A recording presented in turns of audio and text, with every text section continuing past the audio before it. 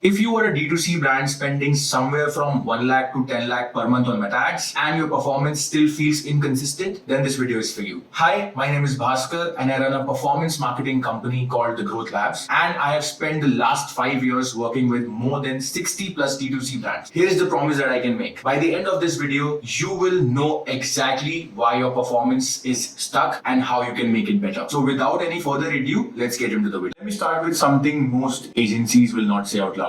8 out of 10 brands at your spend level are not struggling because of bad creative or bad audience, and some of them say that, hey, there's a glitch in Meta. That is also not the case. See, the real problem is, and I see this in almost every account I audit, is that you are diagnosing your account in the wrong way. Here's the pattern I see every single time. ROAS drops, you change the creative, it gets better for 3 days, then ROAS drops again. You change the audience this time, nothing happens, and you also try to duplicate the campaign, then also nothing happens, and you just change the agency, and still nothing. And this cycle repeats. Here is why this happened.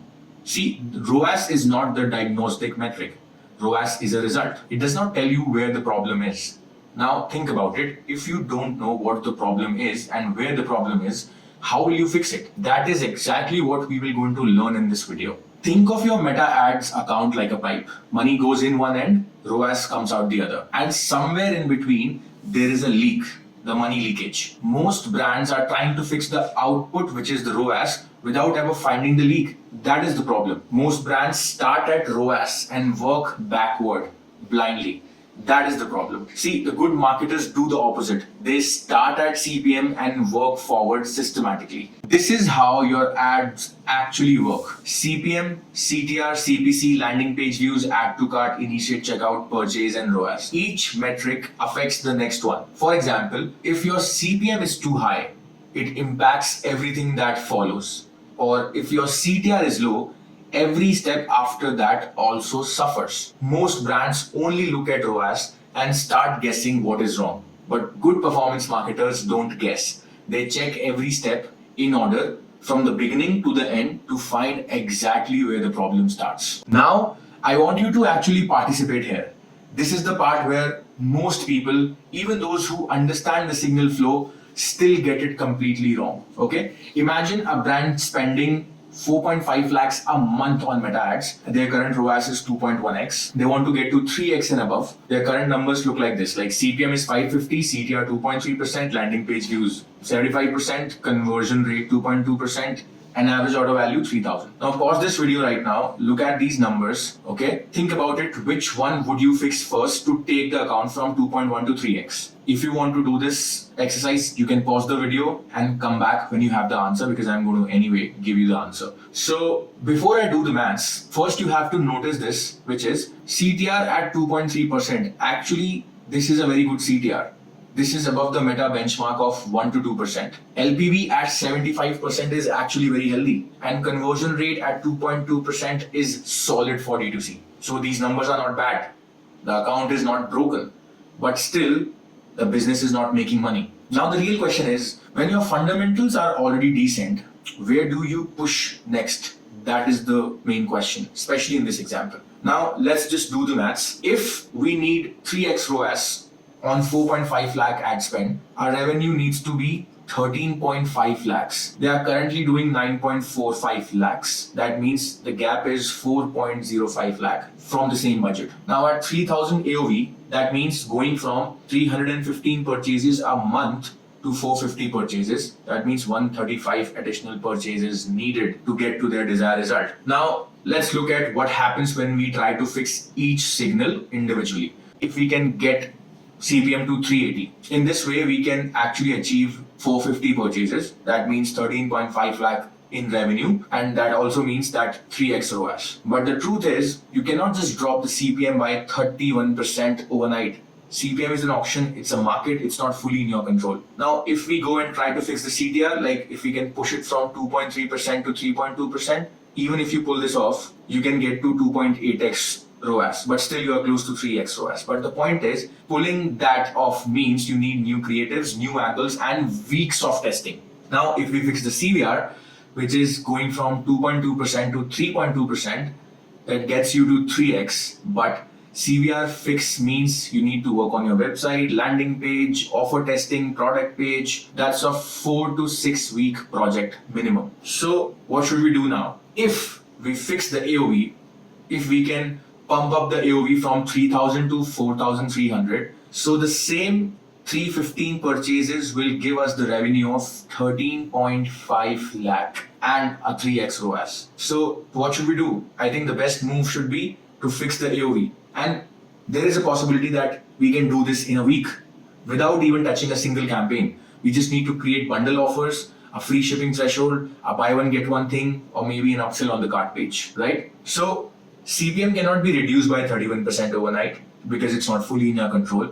CTR and CVR improvement takes weeks of testing.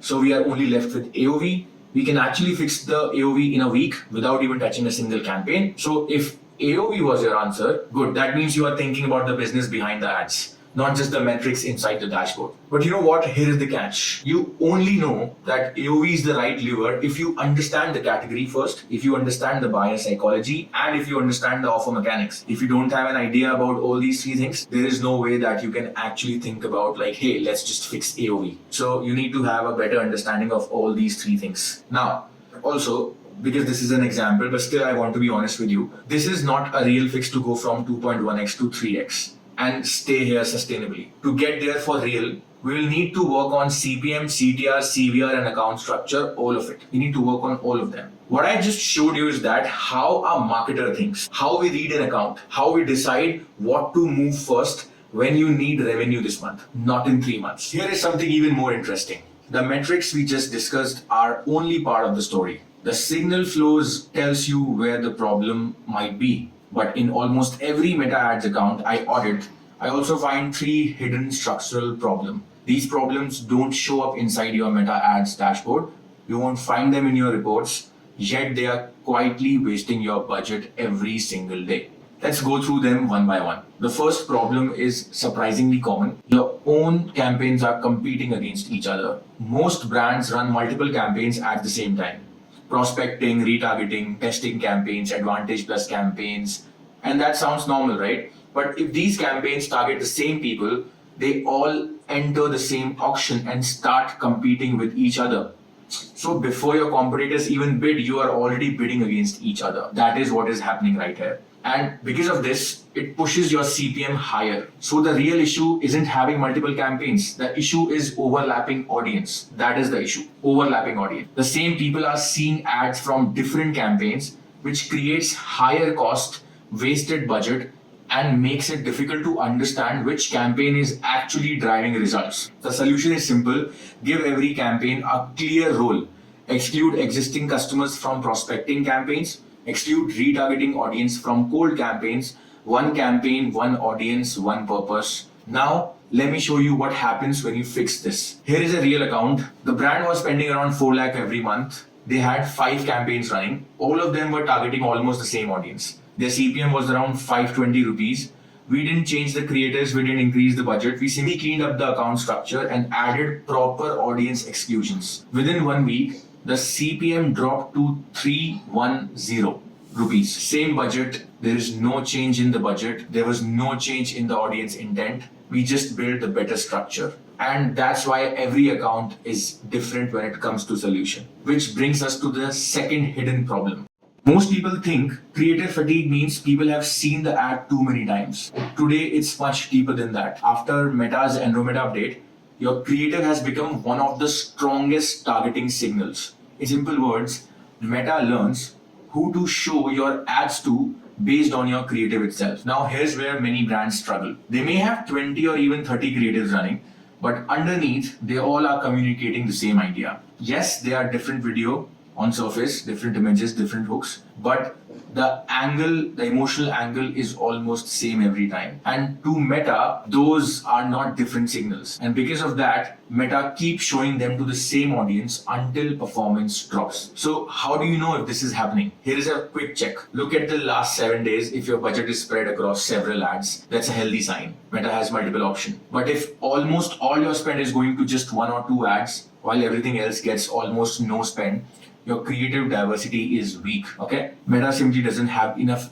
different signals to explore. Now here's an example. This account, almost every ad received little to no spend. One ad received nearly all the budget. That isn't because Meta loves that ad. It's because Meta doesn't see meaningful alternatives. So naturally, people ask me, if we are already launching new creatives every week, why isn't performance improving? That reminds me of a recent founder conversation. Founder told me, we launch new creatives every single week, but performance still isn't improving. Whenever I hear that, I immediately think about three possibilities. Maybe they are judging every creative only on direct purchases. Yeah, that's a thing now. Maybe they are pausing creatives too quickly before Meta has enough data, or maybe the creatives look different visually but communicate exactly the same message. But in this case, in this founder's case, it was the third one. They had 34 different creatives. The creatives have different designs. There were different videos on the surface, but every single one focused on the same angle. So Meta was finding the same audience over and over again. And after some time, it all saturated and performance dropped. The solution wasn't creating more creatives. It was creating more angles. It was, thinking about different buyers type, thinking about different emotions, thinking about different situations. So once we introduced those new angles, Meta started reaching entirely new audiences in that founder's ad account. And for that, we have introduced something called the creative metrics. So instead of asking how many creatives do we have, we ask how many unique angles do we have. And our framework combines three things: buyer type, trigger moment, and resistance point. When you combine those together, you create dozens of genuinely different angles. For example, 3 buyers type, 4 trigger moments, and 3 objection. That is 36 different angles. You just have to multiply all of them for the same product. But most brands only have one angle. And once that angle stops working, performance falls. Not because Meta stopped working, but because business ran out of the fresh idea or the fresh ways to speak to your new buyers. Now let's look at the third problem. This is where I see the most money being lost. And surprisingly, it has nothing to do with the ads. The ad already did its job. Someone clicked, they visited the website, they were interested, but somewhere between landing on the website and completing the purchase, they disappeared. Most brands immediately blame the ads, but many times the problems start after the click. And Meta doesn't show you exactly where that happens. That's why you have to look beyond the dashboard. Here's a real example. This website had 586 sessions, 29 people added product to their cart, 14 started checkout, but only 3 completed the purchase. It should be at least 7. The overall conversion rate looked terrible, but the real problem wasn't getting traffic. The real leak happened between add to cart and the purchase. So we investigated further. So what we did is, to purchase conversion rate was only 10%, but normally we expect somewhere around 40 to 60%. So instead of changing the ads, we went through the checkout process. My team went through the checkout process on the mobile phone, step by step, and eventually we found the issue. The shipping cost wasn't shown until the final step of checkout. That was the problem. The customer had already entered their name, their address, their phone number. They have also selected the payment method. And after that, they discovered that there are extra charges that they have to pay for. And that is a surprise for them. So most of them abandoned their purchase at that particular step. That was the problem. So we did nothing. We just displaced the shipping cost on the product page itself. And within 2 weeks, the add to cart to purchase rate increased from 10 to 24%. We didn't touch ads, we didn't increase the budget, we didn't change the product. We simply removed one point of friction. That is it. And the business generated more revenue from the exact same traffic.